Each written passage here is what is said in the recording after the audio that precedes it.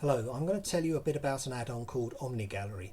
Now, Omni Gallery is a gallery that can do everything that other galleries can do. So it can be a gallery, it can be a slider, it can be a carousel, it can pick images from a file picker, from a file set, from a folder. It can even crawl a system directory. So you're not tied to any particular way of selecting images, and you're not tied to any particular way of displaying images. Omni Gallery crosses these together, so you can have any type of image selector with any type of image display and design galleries the way you want to design them. So what we'll do is we'll have a look at some simple examples. Let's scroll to the top of this. Here we have some examples of how Omni Gallery can display things. Now, the first display it has is an information list. This is purely taking the information for the image title and the image description and the image link and displaying them as a list. And it's quite good as a diagnostic when you're starting to put a gallery together. It can be useful. Our next example hijacks the core image slider. So here's the core slider, but the images are picked using Omni Gallery. So in this case they come from a file set of 6 images. And the information comes from Omni Gallery, so the Omni Gallery is picked by the information is picked by Omni Gallery, not by the default file title and description, although we are close to that in this case. Here we have the core page list with a thumbnail template. You've probably seen this in the Elemental demo content.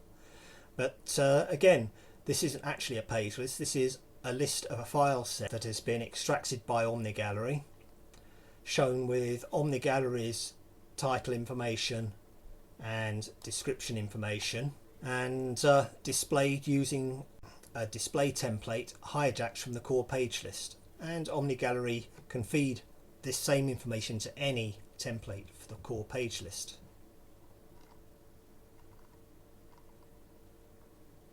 Glider is a lightweight slider, and here we've got the same information but shown as a slider come carousel of 3 images across a page.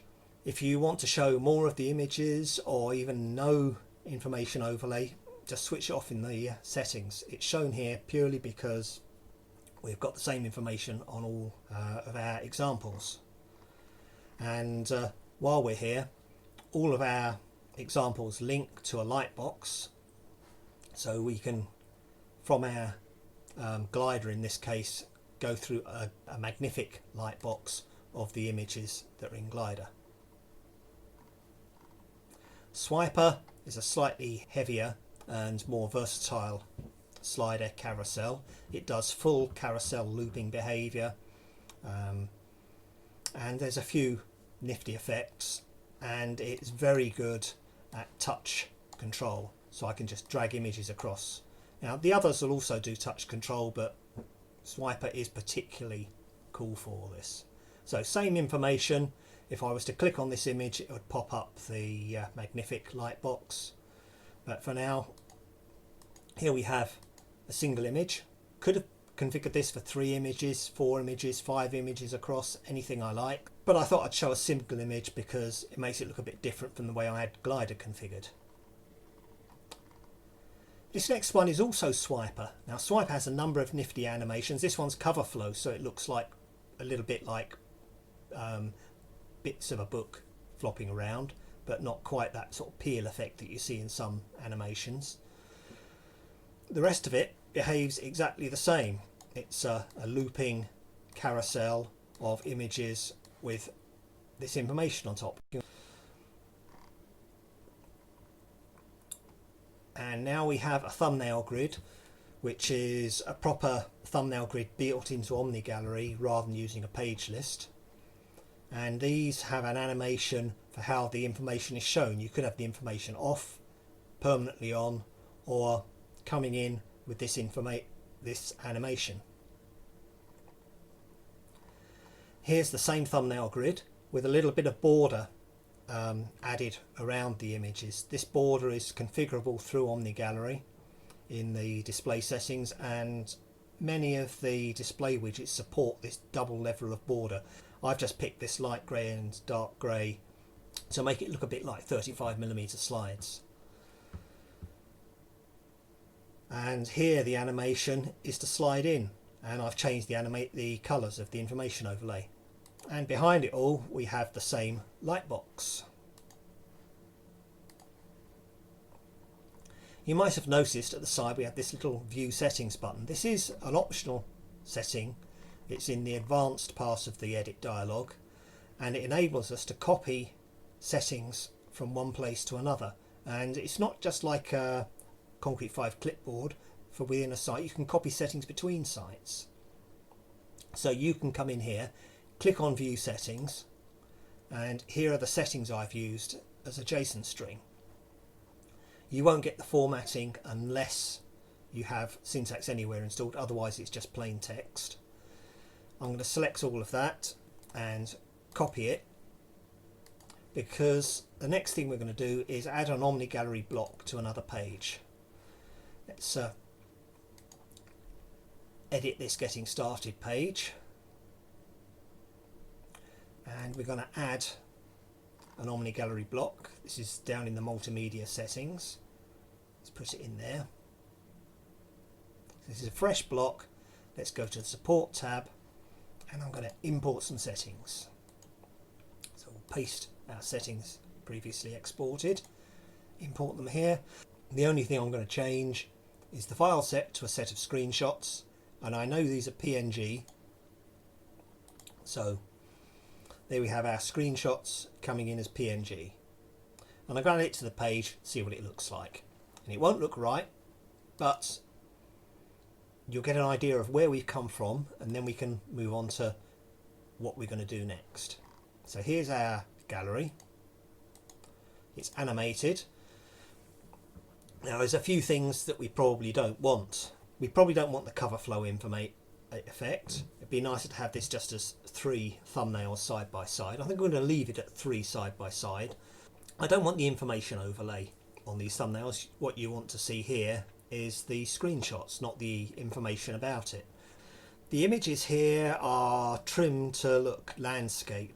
These are edit dialogues that tend to be a little bit portrait, so I'm going to change the bounding of the images, and maybe because they're not all the same size, I'll put a bit of padding and border and separation between them to make them fit a little bit better. So let's go in here and we'll edit it again. Let's look at the information. This is the image source. Now we want to link to the image URL for the lightbox. We still want to get the name from the title. We could have got the name or any of these other things from file properties or file attributes or data about the physical file, or even EXIF information extracted from the physical file. And we're going to keep the description, but we don't want the width and height. In fact, we don't really want the title there. Let's get rid of the title, make that none. So we'll have the URL to link to the lightbox, and we'll have a description of what that particular screenshot is.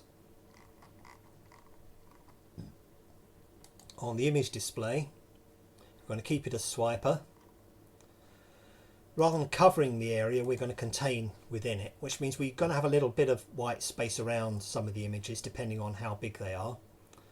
And we'll contain them to a box that's slightly taller than it is wide. We won't bother to put a background colour in because we've got a white colour on the page, but we will have a border. Let's have a reasonably medium grey, and we're going to give it a 1 pixel thickness, and we're going to make it a solid line.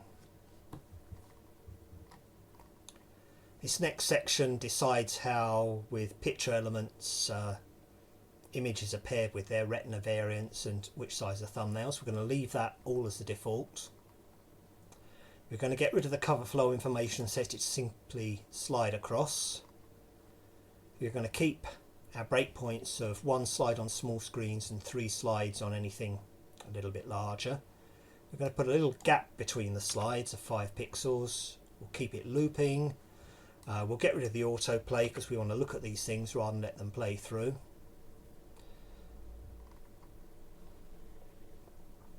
We'll keep the navigation arrows and the pagination bullets. We could have changed the bullets to make them clickable or show a fraction, but we'll leave it as it is. And we don't want to show the title or description in this particular case. Have a quick look at the other settings. The lightbox is here, very similar to what we looked at before, except we're going to leave the information on it. The advanced tab, we can control lazy loading in different ways, how other levels of pagination work, edit mode markers, some development things, and whether we show our export button. I'm going to leave that on, but you probably want to switch this off because you don't want people exporting the settings that you add to your site. Finally, in the support tab, here you can export and import directly from the edit dialog. So if you have switched off the export button, you can still copy and paste settings between sites using these. Anyway, let's get back to our display. Let's save our gallery and publish it. And that's looking reasonable. We have our first slide, we have a slider, but you notice the lazy loading. This is browser native lazy loading, and it's great for vertical separated things, but these are horizontal and it's not actually preloading these images. So let's go back in here to the edit, and with the advanced tab we'll now move to a JavaScript lazy loader, which also looks at horizontal separation as well as vertical separation. It's a bit cleverer than Chrome's native lazy loading.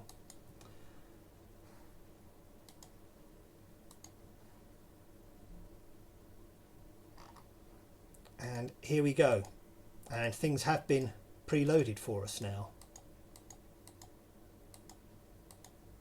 and we can also swipe, and there we are, looping round back past the start. Let's have a look at the lightbox, and here we are in the lightbox.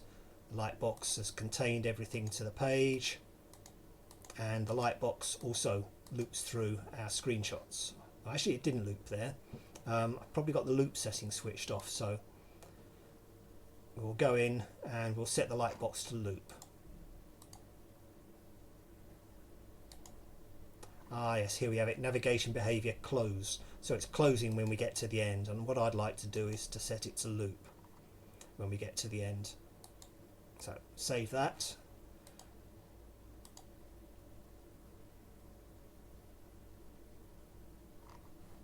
And through we go.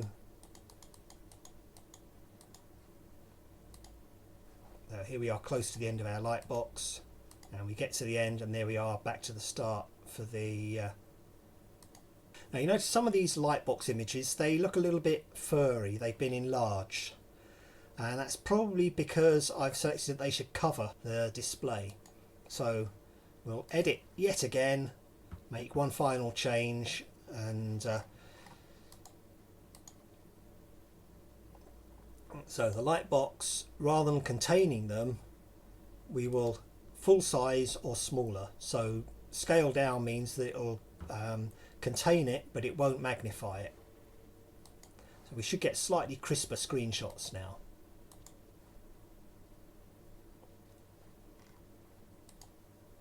Ah yes, much better. So that's the native size of that image. Notice down here we have the text from the description of that image. Could have repositioned that text or changed its design in the lightbox settings. Right, I think I've finished with that particular gallery for now.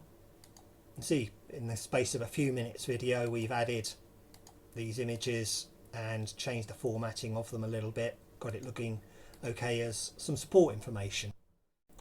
Anyway, thank you for listening, and check out more on my support site at c5magic.co.uk.